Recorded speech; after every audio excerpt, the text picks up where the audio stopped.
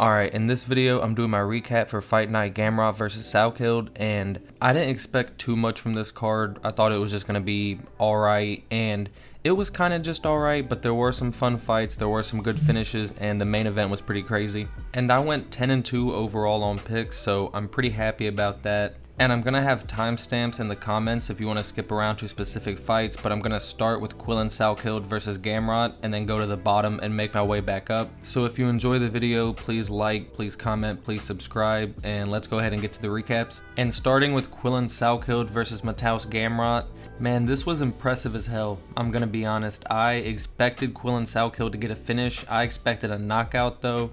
He controlled him on the feet, controlled him on the ground, and submitted Gamrot in the first round. To start the fight, he was controlling the range, controlling the distance, mixing it up well. I think he landed a leg kick, he landed some hard punches, and then he caught Gamrot bad with a counter left hook and dropped him.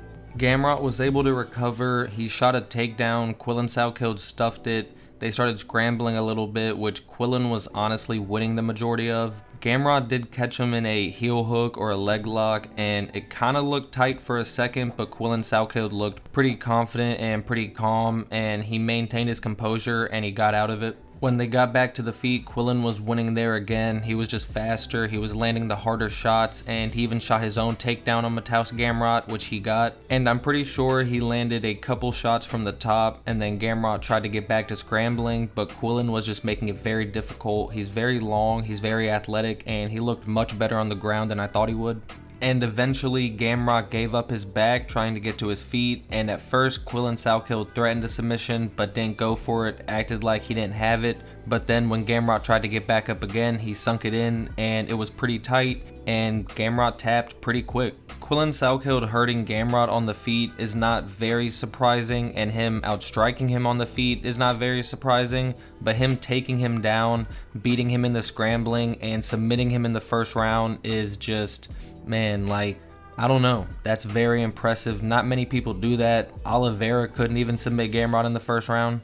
Like, that's the same guy that beat Arman Tsarukyan, so he called his shot on Gamrot and he did exactly what he wanted to do to him. He dominated him, and that is very impressive, and it is going to shoot him up the lightweight rankings very quickly. And again, we already knew quillan Salkilld was very dangerous on the feet. We knew he was a very good striker, but with him out wrestling and out scrambling Gamrot, that just really makes him look like a whole different threat. So yeah, man, a dominant win by quillan Salkilld, very impressive, and I'm very excited to see who he fights next. And for the first fight of the night, we had Gigi Canuto versus Carol Foro, and Foro was chopping up the leg pretty bad in round one. She was landing the harder shots on the feet, and her striking looked crisp. She hurt Canuto at the end of round 1 too, but Canuto's striking did look a little bit better than I thought it would. Round 2 was all Gigi Canuto though. She got an early takedown, didn't do a ton of damage, but controlled her for the majority of the round and threatened submissions and almost got an armbar. But round 3, Foro was able to stuff some takedowns and was hitting the body a lot, and overall just outworked Canuto. So Foro won rounds 1 and 3 pretty clearly, and Canuto is a very high level grappler, but Foro is a very good overall fighter. Juliana Miller versus Ravina Oliveira started off with some striking, and then I think Miller got hit once and was like, yeah, nah, I'm not doing that. She shot a takedown, controlled her, and landed a lot of elbows. And the second round was much of the same. She got a slick takedown, landed some more elbows, got to the back, and got the submission win. And the next fight was Miles Johns versus Gianni Vasquez, and this fight was pretty crazy. It started off kind of slow. They were both feinting and kind of feeling each other out, and then out of nowhere, Gianni Vasquez dropped Miles Johns bad. He clipped him over the top right on the temple, but Johns was able to recover and get back to his feet. And then like 10 seconds later, Miles Johns landed a crazy left counter hook and dropped Gianni Vasquez and finished him on the ground. So just a wild 30-second sequence and a pretty good win for Miles Johns. He needed that. The next fight was Manuel Sousa versus Richie Miranda, and Sousa was controlling the octagon early. He was landing hard leg kicks and hard shots and controlled him on the fence and landed some elbows as well. Miranda then settled into the fight a little bit, got a double leg takedown, got some shots off on the ground and threatened a submission or two, but Sousa got up before the round ended. And to start the second round, Sousa just took over. He was landing hard leg kicks again, hard body shots, stuffing the takedowns, and Miranda's leg was really chopped, and halfway through the round it started to look like he was slowing down a lot. And Sousa cracked Miranda and then dropped him with a body shot, but Miranda was able to grab a leg and get back to his grappling and survive. And the third round was a lot of the same, but Miranda was able to get in the clinch some more and not take as much damage. So yeah, Miranda's really tough, man. He tried to scrap it out, but he got pretty worked. Sutherland versus Jose Montano was disappointing. They traded a tiny bit on the feet. Sutherland tried to get a takedown, but he failed and then got taken down himself. And he tried to do his classic fat man roll to get back on top, but it failed. He ended up face down on his belly, and Montano got the submission win. So yeah, pretty disappointing for Sutherland, but an impressive win for Jose Montano. Diyar Nergozai versus Bruno Lopez was a kind of patient, calm kickboxing match, but Nergozai was landing more shots and the harder shots. And then out of nowhere, with like 45 seconds left in the first round, Nergozai just went in and finished Lopez. He hurt him and dropped him bad with a big left overhand. He almost had him finished, but Lopez was able to stumble up and recover. But then Nergozai hit him with another mean uppercut combo and dropped him again. And the ref called the buzzer beater finish with like 0.1 seconds left on the clock, man. And then we had my man Steven Asplund versus Guilherme Pat. And this was kind of entertaining, kind of a slop fest, kind of a clinch fuck. And it was definitely an up and down fight. And it seemed like Guilherme Pat kept just like gaining confidence and then losing confidence. First round they started off pretty patient, and then it was just a lot of clinch fucking, but Aspen caught and dropped Pat with a right hand and then got on top and landed about 20 elbows before the round ended.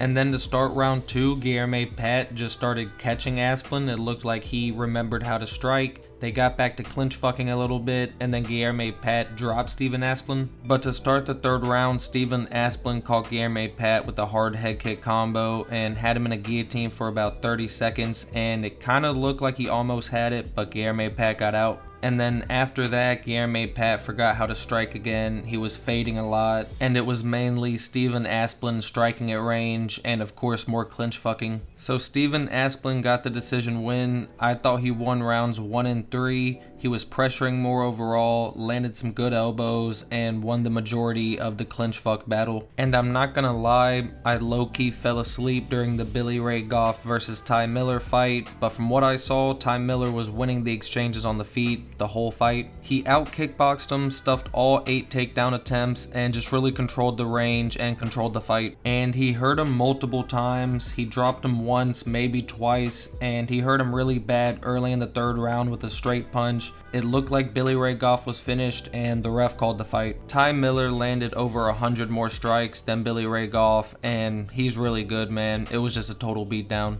The next fight was Amanda Lemos versus Alexia Thainara, and I predicted Alexia Thainara to win a control-based scrappy decision, and that's exactly what she did. She had constant pressure, used a lot of volume, was clinching a lot, shooting a lot of takedowns, and just outworked Amanda Lemos. So Alexia Thainara was not able to get the finish, but definitely still an impressive win. And the featured fight of the night was Darren Elkins versus Yadier Delval, and Delval slumped Darren Elkins bad, man. He stuffed the takedown and caught him on the break with the left hand that looked like it stumbled Darren Elkins a little bit. And after that, he immediately just loaded up another left hand bomb, and it dropped Elkins really bad. It was maybe a tiny bit of a quick finish, but Elkins did go flying, so I'm not mad at it. With the position that Delval had, he could have landed some bad elbows and done some bad damage, so I get it. So like a cool knockout win for Delval, I guess, but at the same time, I'm not going to take too much from it, and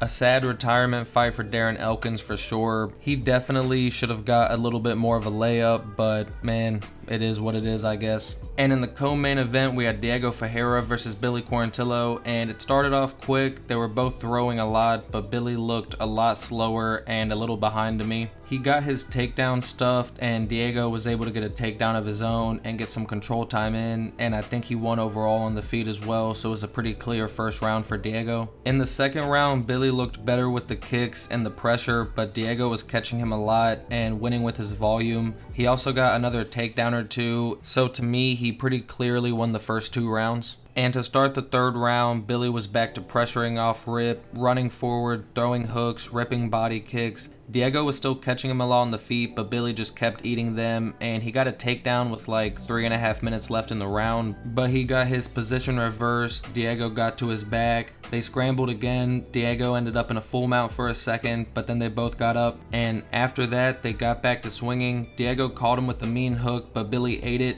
Diego shot a takedown, but Billy sprawled, was able to get on top, and controlled him for about the last 45 seconds, but didn't really do anything with it. So I thought it was pretty clearly 30-27 Diego Ferreira, and that's what it ended up being unanimously. And I know you have to be confident in yourself, but it was crazy to me that after the fight, Billy Quarantillo was walking around with his hands up like he didn't just get outstruck and outgrappled for 15 minutes. So a very good win for the old man Diego Ferreira, and Billy Quarantillo just looked outmatched. So that's my recap for Fight Night Gamrot versus Salkilld. You know, it was an alright fight night, maybe a strong 6.5 out of 10, but obviously that main event was crazy, and it's going to be very interesting to see who Quillan Salkilld fights next. And again, I went 10-2 overall on picks, so if that's not a reason to leave a like, I don't know what is. But being for real, if you did enjoy the video, please leave a like, please comment, please subscribe. It does mean a lot, and I really do appreciate it. And thank you for watching. I will see you on the next one. That's what I'm talking about.